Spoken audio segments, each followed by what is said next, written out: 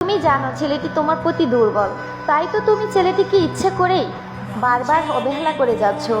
ছেলেটা কিছু বলতে পারে না, কারণ তোমাকে হারানোর ভয় তার মাঝে সব সময় কাজ করে। ছেলেটার ফোন রিসিভ না করে তুমি আনন্দ পাও, সে ফোনের উপর ফোন দিয়ে যায়, তাতে তোমার কিছু যায় আসে না। তুমি ফোনটা সাইলেন্ট করে আবার ঘুমিয়ে পড়ো। ছেলেটিকে অবহেলা করতে তোমার একটুও আটকায় না। এমনকি তুমি এটাও ভাবো না যে ছেলেটি তোমার কথা কষ্ট পেলো কি পায়নি।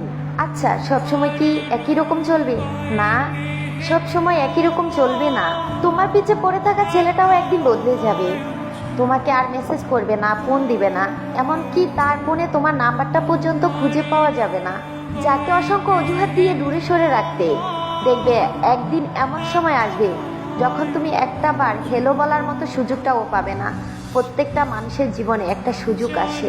তোমার সুযোগ ছিল ছেলেটিকে ভালোবেসে বুকে জড়িয়ে রাখার, আর ছেলেটির সুযোগ ছিল প্রচন্ড কষ্টের হাত থেকে বেরিয়ে যাওয়ার। ছেলেটা কিন্তু তার সুযোগটা কাজে লাগিয়েছে, আর তুমি জীবন নামক পাকা একটা মাঠে হেরে যাওয়া প্লেয়ার।